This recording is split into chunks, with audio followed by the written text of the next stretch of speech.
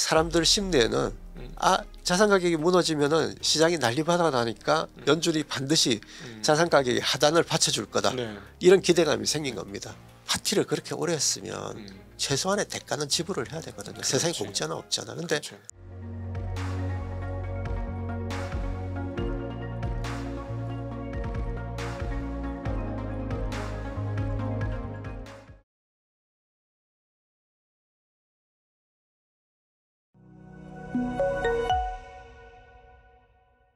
은행이 잘못돼가지고 시스템적인 위기가 왔을 때 당하면 그래 꽤 오랜 기간 당하고 나면 다시 회복할 수 있는데 이제는 중앙은행이 등판해서 최종 대부자가 예를 들자면 몇 년에 한 번이나 10년에 한 번이나 20년에 한 번씩 등장해야 될 주인공이 상시 대기하고 있는 거죠. 네, 그렇습니다. 아니, 구원 투수가 위기 때만 나와야 되는데 매 경기에 지금 출전하고 있는 것 같은 뭐 그런 상황이 돼가지고 조금만 위기가 될 듯해서 우리 죽을 것 같아 이러면 그래 알았어 하고 돈 대주고 심지어는 미국은 제가 오늘 아침에 그런 표현을 제 유튜브에서 그런 표현을 썼는데 얼마나 웃기냐면 사상 최고치에서 겨우 단 9% 정도가 빠졌는데 다들 죽겠다고 한 거예요. 다 부채를 써가지고 그걸 하다 보니까 그 짧은 시간에 9%밖에 안 빠졌는데 망한 애들이 막 속출하는 거예요.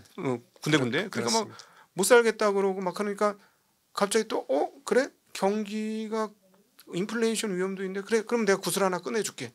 아니 지금은 돈을 닫아야 될 때인데 기가 찬 일이에요. 어떻게 보면 이게 이제 그 제 책에도 이제 그런 그 데이터하고 좀 그런 내용들이 있는데요. 과잉금융.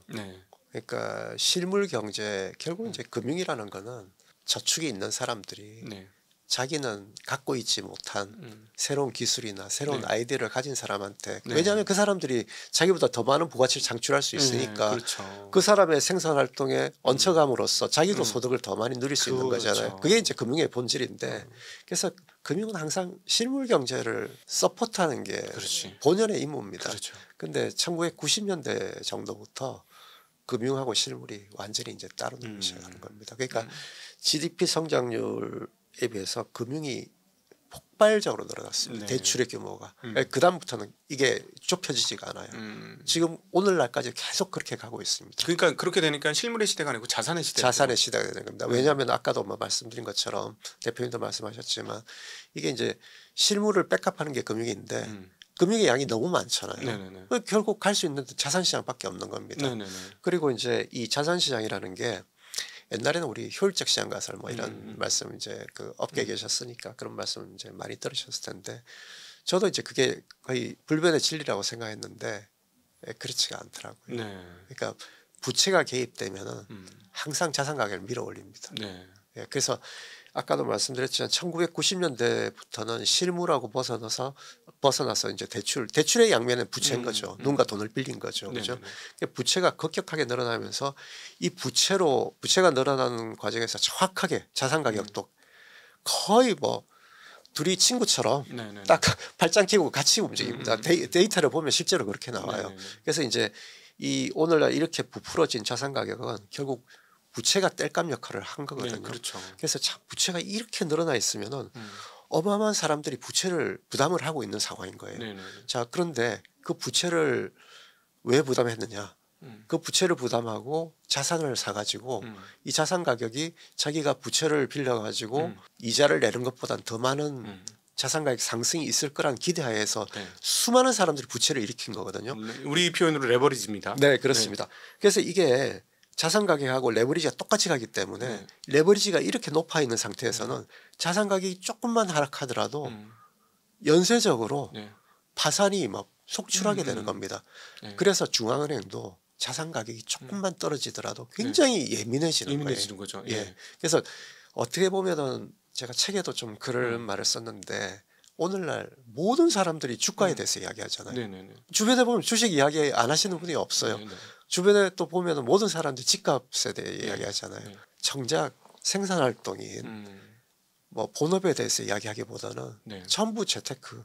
저도 뭐 책 내면서 처음 알았는데 이런 책이 거의 없고요. 거의 대부분이 재테크 책이더라고요. 맞아요. 그러니까 그런 책들이 주로 베스트셀러가 되고 그래서 이제 이게 어떻게 보면은 모든 사람들이 자산 가격을 떠받치는데 단일 대우를 형성해서 지금 가고 있다. 저는 그렇게 보고 있습니다. 그게 사실은 부채를 만드는 과정까지는 행복할 수 있잖아요. 네. 어느 순간에 끝까지 밀어붙일 수가 없는 거잖아요. 없는 거죠. 한계가 오는 거죠. 괴리가 너무 벌어지면 그게 바로 리먼 브러더스 사태였었던 거고 최근에 중국의 집값 하락도 거기에서 이제 연원하고 있는 건데 근데 지금은 마치 중앙은행이 등장해서 끝까지 한번 가보자.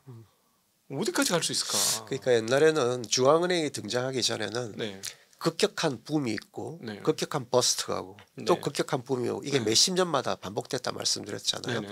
자 그럼에도 불구하고 버스트가 오는 과정에서 비효율적인 애들은 다 청산이 돼요. 비용은 많이 치르지만 밑바닥에서 어쨌든 또 새로 시작하는 게 있거든요. 근데 지금은 중앙은행이 특히 연준이 뭐 나머지 나라 중앙은행 역할이 있는지 솔직히 전 잘 모르겠습니다. 모두가 연준만 바라보고 있잖아요. 그래서 연준이 소위 푸시라 그러죠. 옛날에 그린스펀 시절부터 이게 시작됐습니다. 맞아. 그때부터 그래서 사실은 이 경제하시는 분들 그린스펀 너무너무 싫어하더라고요. 그래서 보면은 그린스펀 시절이 딱 90년대예요.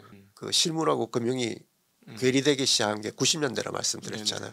그때부터 중앙은행도 행태가 바뀌는 겁니다. 그러니까 그전에는 통화량을 관리를 했어요. 통화 정책이. 그러니까 은행 대출 얼마 이상 못 늘어나게. 우리 요즘 총량 규제하면은 시장에서 난리 나잖아요. 왜 총량 규제하냐고. 근데 옛날에 다 그렇게 했어요. 왜냐하면 통화량이 너무 늘어나면 안 되니까. 그게 이제 자산법으로 오고 경기에 굉장히 안 좋기 때문에 그런 이제 행태가 남아 있었던 거거든요. 실물하고 금융이 너무 괴리돼 가지고 90년대 때부터는 자산 가격이 막 올라가는데 이 자산 가격이 결국 부채로 떠받친 자산 가격이니까 이게 하락하게 되면 안 되잖아요. 그러다 보니까 중앙은행이 우리 이제 뭐 곽 대표님 인더스트리에 오래 계셨으니까 자산 가격이 결정되는 가장 큰 요인이 뭔가요? 자산 가격을 결정하는 총 유동성량이죠. 총 유동성이고 보다 직접적으로는 금리이지 않습니까? 금리죠. 네, 그렇죠. 금리. 그러니까 금리가 떨어지면 자산 가격이 무조건 오르게 되잖아요. 네, 그렇죠. 그때부터 금리를 타겟팅하기 시작했어요. 중앙은행도. 네. 책에 나와 있습니다. 그래서 이제 이런 모든 변화들이 사실은 이 자산 가격을 지켜내려는 더 나아가서는 부채로 지탱되는 이 사유를 지켜나가려는 이런 저는 패러다임이 아닌가 이렇게 보고 있습니다. 제가 이 책을 듣고 그래서 저희 구독자한테 뭐라고 표현하냐면 우리는 부채 바다 위에 떠 있다는 사실을 항상 인지하셔야 돼요. 라는 표현을 제가 썼어요. 그렇게 표현할 수밖에 없더라고요. 정말 우리는 부채 바다 위에 둥둥둥 떠 있다. 그건 사실은 어떤 측면에 되게 불안정한 하루하루를 보내고 있는 거다. 그러니까 그 그린스펀 직전에 연준 의장이 폴 볼커였거든요. 볼커는 인플레이션 파이터였습니다. 그러니까 금리도 많이 올리고 그랬어요. 그다음에 통화량 관리 많이 하고. 근데 이제 그린스펀이 와가지고 그 이제 시장하고 타협을 하기 시작한 겁니다. 근데 저는 그린스펀이 아니었어도 누군가 연준 총재를 했으면 이미 부채가 너무 많이 쌓이고 자산 가격이 거의 바탕에 가서 같이 많이 올라와 있기 때문에 함부로 못 건드렸을 거라 생각해요. 그래서 그때부터 아까 대표님 말씀하신 것처럼 그린스펀 풋이라는 말이 처음으로 등장했어요. 아시다시피 풋옵션이라는 게 안 좋을 때 시장을 받쳐주는 거잖아요. 그러니까 사람들 심리에는 자산 가격이 무너지면은 시장이 난리바다 나니까 연준이 반드시 자산 가격의 하단을 받쳐줄 거다. 이런 기대감이 생긴 겁니다. 지금은 너무 심해진 것 같아요. 지금은 더 심해졌어요. 더 심해졌어요. 특히나 저는 벤 버냉키 노벨 경제학상 받았지만 벤 버냉키를 굉장히 싫어합니다. 글로벌 금융위기가 왔으면은 물론 위기가 컸기 때문에 뭐 구제금융도 어느 정도 사이즈는 커야 되지만 파티를 그렇게 오래 했으면 최소한의 대가는 지불을 해야 되거든요. 세상에 공짜는 없잖아. 근데 아무런 대가를 지불 안 했어요. 아시는 것처럼 그전에는 그 연준이 국채를 사주더라도 단기 국채만 사줬는데 양적 완화라는 미명하에 장기 국채도 다 사들였어요. 장기금리 끌어내리려고. 거기다가 국채뿐만 아니라 민간의 회사채 이런 것도 다 사줬어요. 심지어 이제는 ETF까지 해요. 그 일본은 그렇죠. 주식까지 사죠. 그래서 어떻게 보면은 이게 중앙은행이라는 게 시장에 지원도 하지만 규율도 해야 되거든요. 근데 이 둘 중에 밸런스가 완전히 깨져버렸어요. 언제든지 시장은 떠받쳐주고 규율은 아무도 생각 안 합니다. 특히 그때 이제 그 벤 버냉키가 너무나 큰 이때까지 없던 뭐 정말 그 당시에 이제 벤 버냉키 시절에 불과 한 4년 동안 늘어난 보는 통화량이요. 4배 넘죠. 이전 한 4, 50년간 늘어난 보는 통화량이 4배가 넘어요. 있는 대로 쏟아부은 거죠. 쏟아부은 겁니다. 그러면서 뭐 행동하는 용기라는 뭐 그런 용기 저도 내겠습니다. 네. 그 뒷감당을 지금 다 하고 있는 거예요. 네. 그다음에 그 벤 버냉키가 그렇게 과감한 액션을 취하는 걸 파월도 봤잖아요. 네. 코비드 오니까 네. 다시 또 제로 금리. 이번 돈 다 끌어모. 이번엔 정말 더 정광석화로 움직였어. 한 7배인가 빠른 것 같은데. 네. 그래서 이제 이게 탄력이 붙었기 때문에 그다음에 시장도 이런 기대하에 버블이 올 거라고 수많은 사람들이 경고를 날림에도 불구하고 시장은 한번 가보자 이거.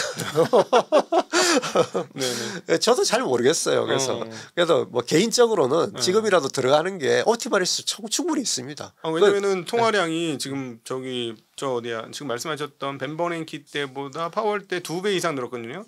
조금 줄었지. 2배보다 이제 조금 줄었으나 한 4조 달러 가던 게 9조 갔다가 지금 한 6조 대 중반이니까 뭐 그런데 뭐 여전히 아직까지 반영 안 됐다라고 얘기할 수 있는 거니까. 그다음에 이제 뭐 언제든지 그 백업을 하러 중앙은행이 들어온다는 이 기대감이 너무나 광범위하게 형성됐기 때문에 그다음에 아까도 말씀드린 것처럼 90년대만 해도 금융하고 실물이 이렇게까지는 괴리가 안 됐거든요. 근데 그 뒤로 계속 누적이 돼 가지고 지금 뭐 그 우리나라만 해도 GDP 대비 부채 비율, 그다음에 기업 대출, 가계 대출 합치면은 200%가 넘어가거든요. 230% 넘죠. 미국도 200%가 넘어가요. 중국도 그렇고. 그러니까 이렇게 실물하고 금융이 괴리돼 가지고 부채 규모가 너무 과대해졌기 때문에 이런 상황에서는 자산 가격이 약간만의 트리거가 와도 시스템 전체 콜랩스할 위험이 굉장히 깨지기 쉬운 구조예요. 그러다 보니까 시장이 이거는 못 건드릴 거다. 이런 대마불사. 이런 게 돼버리고. 그다음에 주식시장, 주택시장에 참가하는 경제 주체들도 너무 폭이 넓어져 버렸어요. 이제 개인들이 주식 안 하시는 분들이 없잖아요. 지난번 글로벌 금리하고 코비드 이후에 돈이 너무 많이 풀리면서. 그렇죠. 그러다 보니까 안 하면은 사실상 앉아서 손해 보는 입장이긴 했잖아요. 개인적으로는 그렇게 하시는 게 옵티멀입니다. 근데 문제는 사회 전체가 문제가 되는 거죠. 그럼 결국은 해결할 점은 딱 하나밖에 없는 것 같아요. 통화 가치를 말도 안 되게 떨어뜨리는 거예요. 통화가 늘어나는 만큼 인플레를 일으키는. 그러니까 예를 들어 2007년도 기준으로 보면은 물가가 8배 가까이 지금 기준으로 한 6배는 올라야. 그렇습니다. 실물을 뻥튀기 시켜줘야.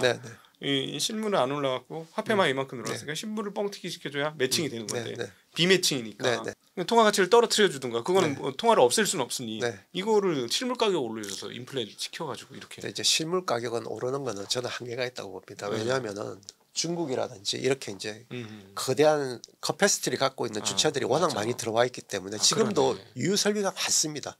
중국이 과잉 투자를 많이 했기 때문에 지금 중국에서 정확하게 디플레가 벌어지고 있거든요. 그래서 생산 여력은 얼마든지 있어요. 그래서 이제 재화 쪽은 사실 가격이 오르는데 한계가 있을 거고 결국은 자산 가격이 더 오르는 겁니다. 통화량이 늘어날수록 왜냐하면 생산 설비는 유유 설비가 있기 때문에 쓰는 것도 한계가 있으니까. 그렇습니다. 저희가 오늘 물건 소비하는데 뭐 모자람은 없잖아요. 결국은 다 자산 시장으로 가는 겁니다. 자산을 젊은 세대는 열심히 투자를 하는 시대니까 자산을 가질 수가 없는 거죠. 투자를 해야 되는 시기고.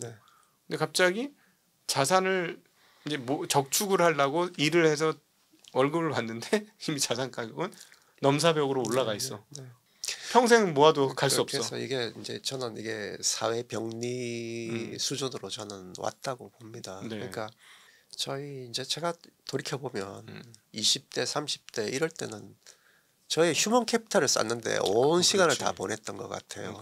근데 지금 젊은 세대들은 그럴 수가 없는 상황인 것 같아요. 회사의 본업에는 정말 최소한의 인풋만 하고 나머지는 계속 재테크에 어떻게든 재테크를 통해 가지고 자산을 모아야 된다 이런 거의 강박증 세대 전체가 그런 강박증 하에 저는 놓여 있지 않나 이렇게 보고 있습니다. 오히려 30대 중반 이하가 더 심한 것 같아요. 코인 시장을 봐도 그렇고 그렇습니다. 그다음에 이 조급증을 어디서 느낄 수 있냐면 최근에 그 거래 분석을 통해서 수익률 분석을 했는데 20대 남자들은 거래를 너무 많이 해가지고 수익률이 제일 안 좋죠. 그 얘기가 나왔거든요. 그러니까 거래를 많이 한다는 그만큼 마음이 급하다는 얘기니까요. 빠르게 캐치업을 해가지고 따라잡겠다.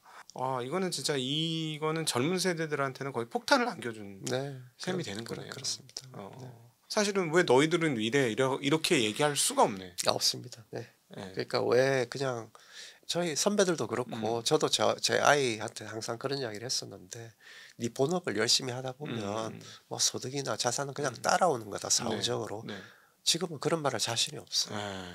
그러니까 사실은 결국은 이 통화라는 건 사회적 에너지라고도 어떻게 환원해서 표현할 수 있을 것 같은데 이거를 나라가 정말로 발전하는 영역에 잘 배치를 하면 그 나라 정말 부강해지고 대단해지고 하는 건데 지금 한국 같은 경우는 앞서 민간 부채의 한 230% 정도 GDP 대비 됐는데 그 중에 상당 부분이 콘크리트로 들어가 있어요. 그렇죠. 그래가지고 제가 콘크리트 따뜻하게 하면은 콘크리트가 알을 까나? 이렇게 얘기를 하거든요. 우리는 어떤 측면에도 보면 미래를 다 잡아먹은 거다. 이런 표현도 이제 사실 물론 이제 신규 주택이 공급되는 거는 우리 부가치를 창출하는 거죠. 그러니까 그 전보다 더 좋은 집에서 살게 되는 거니까. 근데 이제 집값 상승에 이제 유명한 논문이 있는데요. 그 집값 상승한 부분을 다 이제 쪼개가지고 계산을 해봤더니 신규 주택 덕분에 집 가격이 상승한 부분은 전체의 20%밖에 안 되는 거고요. 나머지는 그냥 토지 가격이 상승한 겁니다. 땅값이. 그러니까 그만큼 이건 돈이 많이 풀려서 그렇다는 거죠. 토지라는 거는 500년 전이나 1000년 전이나 똑같은 토지인데 공급이 안 되니까요. 공급의 탄력성이 없으니까요. 이제 금융이 너무 많아서 그런 것도 일단 첫 번째 원인으로 그 결과가 왔는데 그걸 해소하는 방법 중에 하나는 저는 보유세가 필요하다 이렇게 봅니다. 그렇군요. 자 그러면 이렇게 뻥튀기 낸 자원을 여기서 갑자기 또 줄이면 아우성 날 거 아닙니까? 예. 그래서 그거는 이제 제 뭐 책에서는 이제 개혁하는 방식에 대해서 이제 말씀을 드려놨는데 지금 늘어나 있는 이 부채를 한꺼번에 줄이는 것은 불가능합니다. 그렇게 해서도 안 되고요. 그래서 이제 문제는 뭔가 하면은 지금까지는 그대로 두고 앞으로 이제 개혁을 해가지고 실제로 은행이 그냥 허공에서 대출로 예금을 만들어내는 게 아니고 실제로 저축이 들어온 부분만 대출을 하는 체제로 옮겨가면은 그러면 이제 시간이 전환기는 꽤 걸릴 겁니다. 하지만은 결국은 실무라고 금융이 저는 수렴할 거라고 봅니다. 근데 문제는 뭔가 하면은 은행 제도를 우리나라만 바꿀 수는 없는 거고요. 그러니까 모든 세상이 다 부분 준비 은행 제도를 채택을 하고 있습니다. 그래서 다 같이 바뀌어야 되는 거거든요.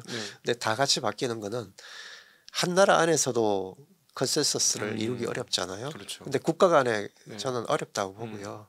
결국은 저는 뭐 한번 큰 위기를 겪거나 아니면 정치적으로 여러 가지 혼란을 겪고 난 이후에 이런 체제로 돌아가는 논의가 그나마 가능하지 않을까. 다만 제가 이제 이런 책을 쓴 이유는 이 체제가 갖고 있는 근본적인 원인이 뭐고 나중에 일이 벌어졌을 때 우리가 논의할 출발점을 지금이라도 저희는 많은 대중들이 조금 공유를 했으면 이런 생각에서 제가 좀 책을 썼다 이렇게 말씀을 드리겠습니다. 이 역사적 관점에서 책을 써놓으셔가지고 이해되기가 정말 쉬워요.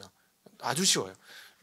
우리 신 작가님께서 이거 학부생 수준의 지식을 갖고 있으면 알아먹는다고 얘기했는데 사실 맞는 것 같긴 한데 저는 진짜 너무 흥미진 만화책 읽는 것 같았어요.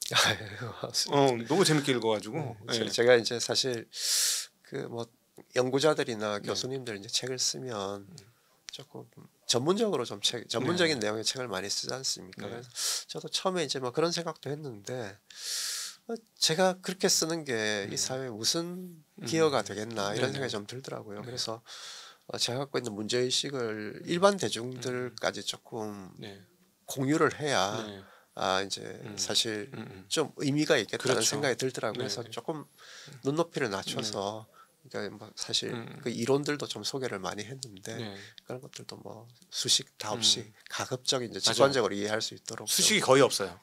하나도 없습니다. 하나도 없나요? 하나도 네, 맞아요. 제가 빨리 읽은 거 보니까 맞아. 이렇게 이렇게 분자 분모 나눠지는 거 없었던 것 같아요.